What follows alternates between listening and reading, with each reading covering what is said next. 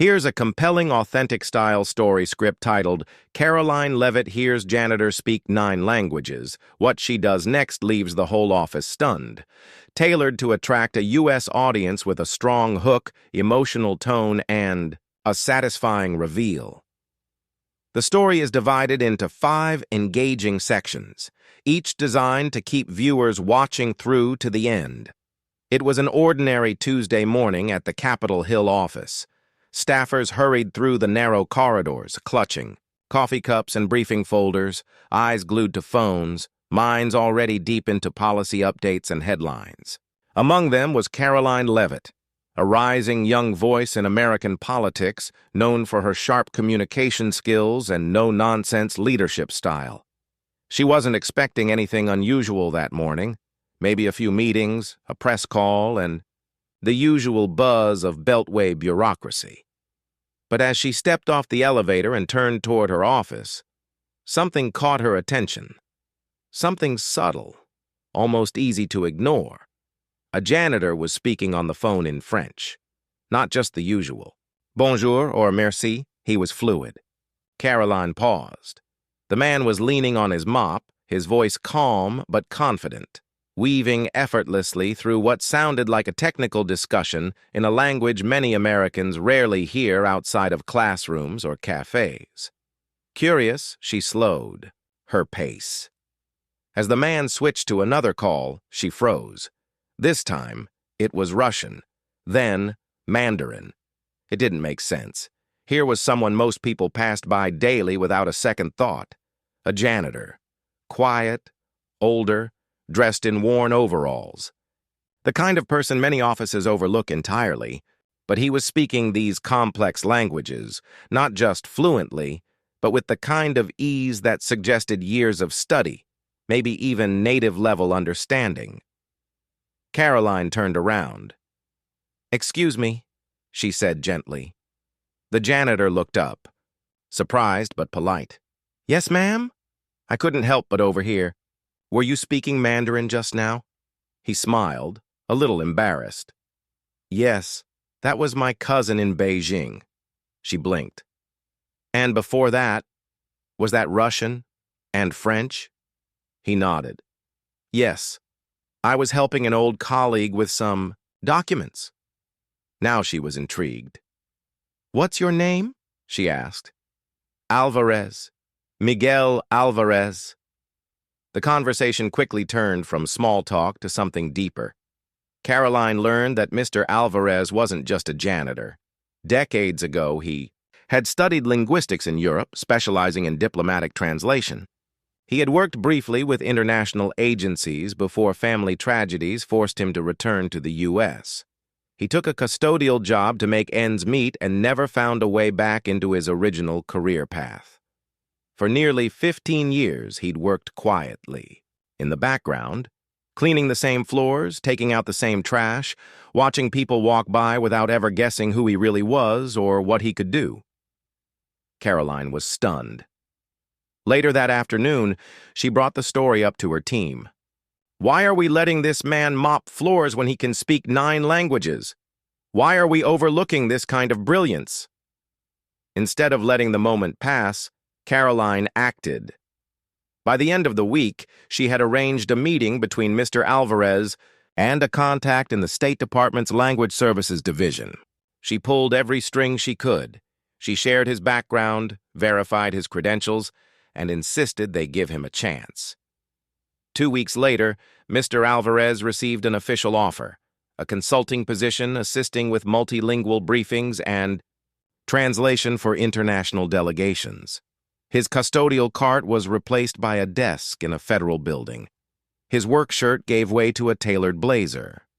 He walked into his new role with dignity, watched by some of the same staffers who had once walked by him without even noticing. The entire office was stunned. But Karoline wasn't surprised. She had always believed in looking beyond the surface, in listening before judging, in acting when others stayed silent. "Real leadership," she said in a later interview, "isn't just about policies or press conferences. It's about people. And sometimes the most extraordinary people are standing, right in front of us, doing jobs we never thought to ask about, until we listen. Mr. Alvarez's story became an example passed around the building, and later, across social media. A quiet reminder that America's greatest strengths aren't always sitting at conference tables or on podiums.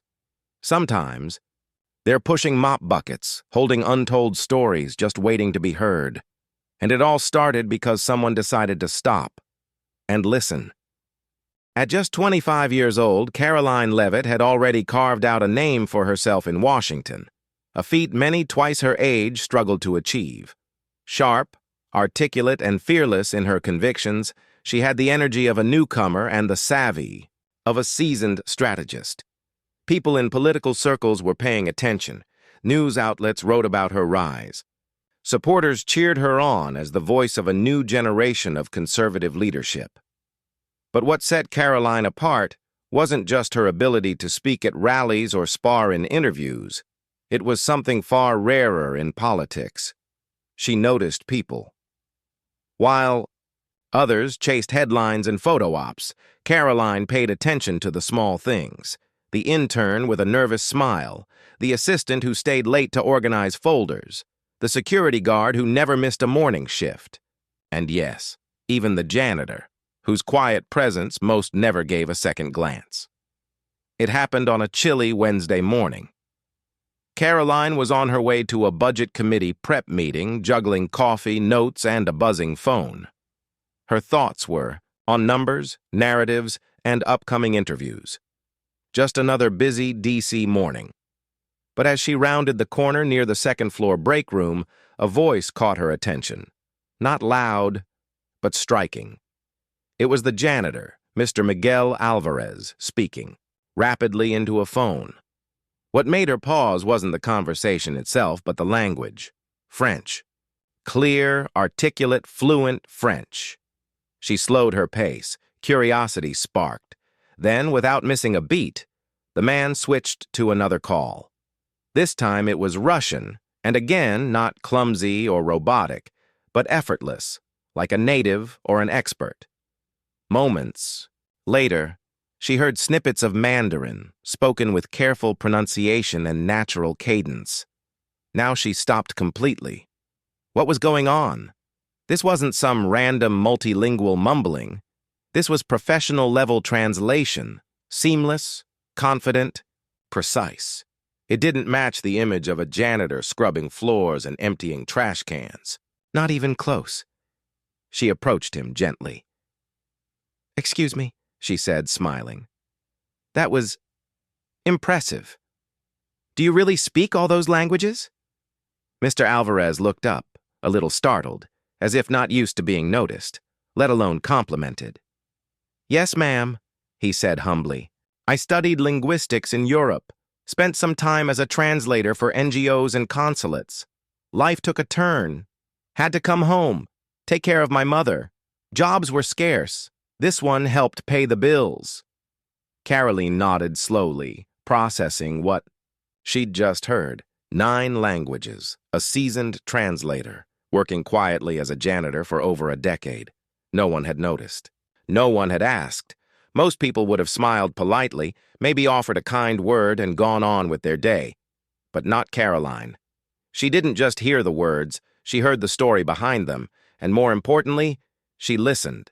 That moment stuck with her long after she left the hallway. All throughout the meeting, her mind kept returning to Mr. Alvarez. To the talent wasted, the brilliance overlooked, the system that allowed someone with so much value to fade into the background. She thought about all the office conversations she'd heard over the years, about hiring shortages, the need for multilingual professionals, the desperate search for cultural competency in government work. And here was the answer. Mopping floors 2 doors down from her office. That evening, Karoline made a few calls. She reached out to a friend at the State Department's Language Services Division. She checked in with a contact at a federal contracting firm that specialized in diplomatic translation. Within days, she'd helped Mr. Alvarez submit his resume, validate his credentials, and schedule interviews. 3 weeks later, he was offered a position as a language consultant for an interagency working group. He would no longer be pushing a janitor's cart. He'd be sitting at a desk, helping shape communication between the U.S. and foreign diplomats. And it all happened because someone stopped and listened. When asked later why she took the time, Karoline simply said, "Leadership isn't about power. It's about people. You don't change the world with press conferences. You change it by noticing the people everyone else walks past." Mr. Alvarez's story spread, first in office whispers, then in online headlines. But more than a feel-good tale, it became a quiet call to action, reminding people that behind every overlooked face might be a brilliant mind waiting to be heard. The hallway was quiet, save for the soft hum of fluorescent lights and the gentle swish of a mop on tile. Karoline Leavitt had paused in mid-stride, frozen by what she'd just overheard. The janitor speaking effortlessly in Russian, right after a phone call in French, and not long after a brief exchange in Mandarin. Her curiosity got the better of her. She turned and approached the man, an older gentleman with kind eyes, slightly hunched from years of labor, dressed in a faded navy uniform with his name stitched. On the breast, Miguel. "Excuse me," she said, her tone more conversational than commanding. "I couldn't help but overhear. You speak all those languages?" He turned toward her, visibly surprised. Few people spoke to him unless it was to point out a spill or hand him a garbage bag. But she wasn't scolding him. She looked intrigued, genuinely intrigued. "Yes, ma'am," he said, smiling modestly, as if it were the most ordinary thing in the world. Karoline leaned in, her expression softening. "How did you learn them?" There was a brief pause. Then came his answer, as humble as it was, quietly heartbreaking. "I studied linguistics in Europe when I was younger," he said, "but I had to leave the program early. Family issues. My mother got sick. I came back home and I never finished." He shrugged lightly, almost as if apologizing. "Since then, I've just worked. Cleaning mostly. It's steady. It pays. The bills." Karoline didn't respond right away. Her mind was working quickly, trying to piece it together. A man with a deep academic background, speaking multiple languages fluently, reduced to custodial work in a government office building? It didn't add up. "Did you ever work in language services?" she asked, trying to connect the dots. He nodded, this time with a little more energy in his voice.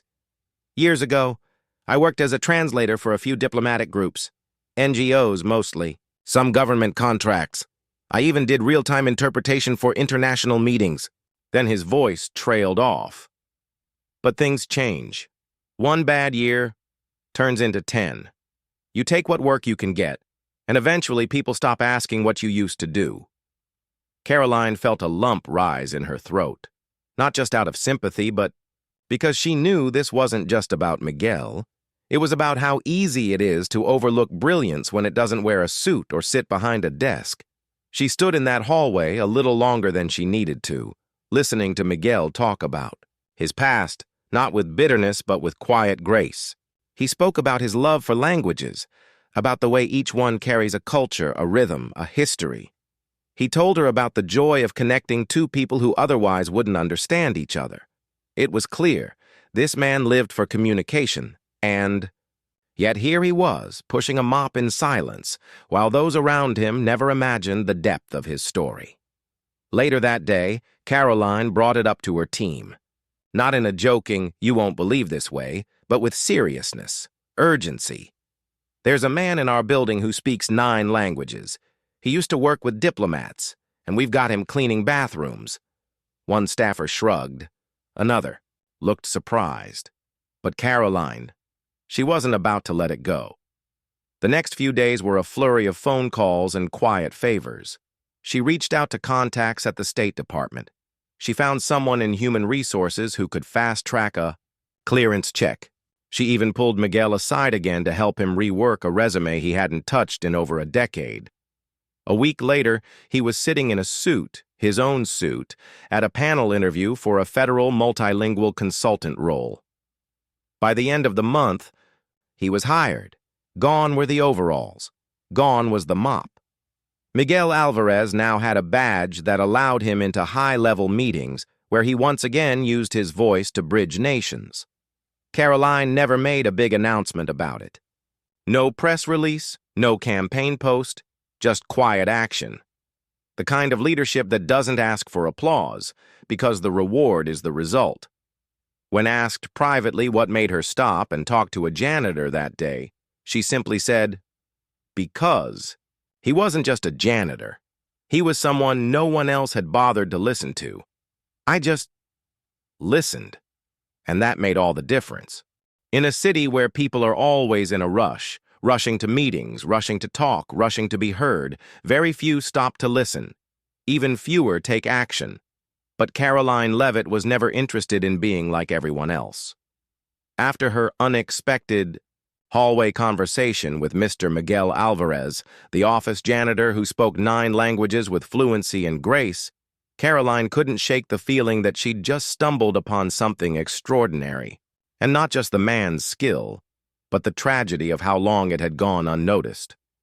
Most people in her position, young, ambitious, rising through the political ranks, would have smiled politely, maybe shared the story over lunch as an anecdote, and moved on. Not Karoline. What she had discovered wasn't just interesting. It was unacceptable. The idea that someone with such rare and valuable skills was cleaning floors in the basement of a government building, that didn't sit right with her. Not when she'd sat in meetings where staffers scrambled to find even one qualified interpreter for a briefing. Not when she'd seen international diplomacy delayed over language barriers, and certainly not when the solution was right under their noses this entire time. Karoline wasn't interested in sympathy. She was interested in solutions. That same evening, she sat down at her laptop, not to write a press release or tweet about her encounter, but to write emails. She contacted a friend she knew at the Federal Language Access Program, a division of the U.S. government tasked with recruiting multilingual professionals for translation, interpretation, and cross-cultural policy support. She explained who Mr. Alvarez was, what he could do, and how this man had been overlooked for far too long. At first, there was hesitation on the other end. It wasn't standard protocol. He didn't have a current resume, and his security clearance had long expired. But Karoline didn't accept red tape as a reason to leave talent untapped. She offered to help him draft a new resume. She helped gather letters of recommendation from former colleagues he'd kept in touch with over the years, some of whom were now working in international affairs and were more than happy to vouch for him. Over the next few days, Karoline checked in with Miguel regularly.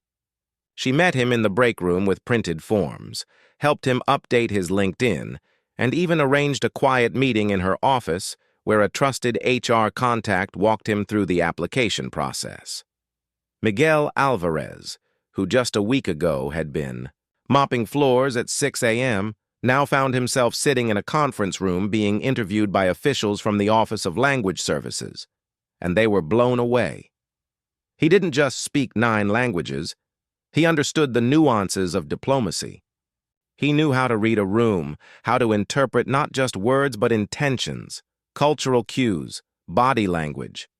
His background in fieldwork with NGOs across Europe and Africa made him the kind of candidate recruiters rarely came across: experienced, versatile, and deeply humble. Within days, the decision was made. Miguel Alvarez was offered a position assisting in international policy briefings, working alongside seasoned diplomats and interpreters. His primary role would be to support high-level conversations with foreign delegates, translating not just language, but meaning. He was told he'd be flown to D.C. training hubs, introduced to international teams, and given clearance again for secure briefings. When Karoline heard the news, she didn't make a speech. She didn't share a victory post online. She just smiled quietly and said, "I knew they'd see what I saw." That Monday, Miguel arrived in his new role. His uniform was replaced with a tailored Navy suit. His posture had changed. So had the way people looked at him. No longer invisible, no longer just the janitor, Mr. Alvarez walked into his new future with the dignity he had always deserved. Word spread quickly through the building. Staffers who had passed him by every morning now stopped to shake his hand. Interns whispered about the polyglot janitor who had become a government interpreter. People smiled differently when they saw Karoline, not just as a rising political figure, but as a leader who saw people before titles. What happened that week wasn't a fluke or a publicity stunt. It was a reminder, a wake-up call to a city, too busy to notice the brilliance tucked into its corners. And it showed that true leadership isn't about waiting for change. It's about making it. Because Karoline Leavitt didn't just nod and move on. She acted, and in doing so, changed a life. It was an ordinary day in an ordinary hallway of a government building in Washington, D.C., the kind of place where people walk fast, talk faster, and rarely stop to look around. Everyone was focused on their own mission, their deadlines, their agendas. But Karoline Leavitt wasn't like everyone else. At just 25, she had already earned a reputation as one of the youngest and most fearless political voices in the Capitol. Ambitious, yes, but grounded. She didn't lead by shouting the loudest in the room. She led by seeing what others didn't, and that's exactly what happened when she overheard something that made her stop in her tracks.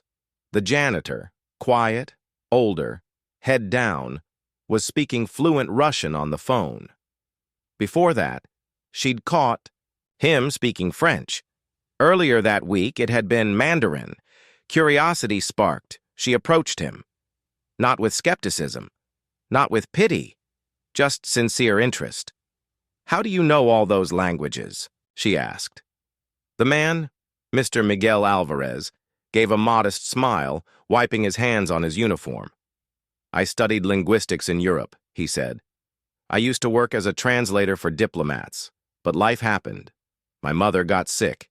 I had to come home. Jobs were hard to find. This one helped keep food on the table. There it was. A man who had once stood in the halls of international negotiations, now pushing a mop through the corridors of a federal building, overqualified, unnoticed, and underappreciated. Most would have nodded politely, maybe offered a kind word, and walked away. But Karoline didn't. She saw something in him that others had missed entirely, because she believed something simple but profound. Talent doesn't always wear a suit. Sometimes it comes dressed in overalls. Sometimes it empties trash cans, speaks softly, and gets passed by 100 times a day. But it's there, waiting for someone to stop, look, and listen. That afternoon, Karoline made a call to a contact at a federal language recruitment program. She explained who Miguel was. She talked about his background, his fluency in 9 languages, and his experience in diplomatic settings. At first, there was hesitation, protocol, paperwork, bureaucracy, but Karoline pushed past all that. She helped Miguel reconstruct a resume. She gathered references from his past colleagues, people who remembered his brilliance. She fast-tracked his application. Within a week, he had an interview. Within days of that, he had an offer. Mr. Alvarez went, from mopping floors to briefing diplomats. And when asked about it later, Karoline didn't make it about herself. She didn't post a photo or write a press release. She just said, "Real leadership isn't about being on stage. It's about lifting people up, especially when no one else is watching." And that's what made this story so much more than a feel-good moment. It was a lesson, a reminder that in our fast-paced, appearance-driven world, we often overlook the very people who carry the deepest value. We're trained to see titles, not talents, resumes, not resilience, but leadership, the kind that matters, sees through all that. It reaches into the overlooked corners. It gives people a second chance to be seen, to be valued, to rise. In the weeks that followed, Miguel's story quietly made its way around Capitol Hill. Some called it inspiring, others called it sobering. But for Karoline, it was simply the right thing to do, because she hadn't done it for recognition. She had done it because she believed that leadership is not measured by how many people you command, but by how many people you elevate. The next time she passed Miguel in the building, he wasn't wearing a janitor's uniform. He was dressed in a sharp suit, with a government badge on his chest and pride in his eyes. But he smiled just the same as he always had, grateful, humble, kind. And Karoline? She nodded and kept walking. Not because she was done, but because she knew there were more Miguels out there, more untapped stories, more hidden talents waiting to be noticed. She reminded the world of something timeless. Talent doesn't always wear a suit. Sometimes it pushes a mop, and real leadership, it doesn't wait for applause. It lifts people up when no one's watching, because you never know who's standing right in front of you.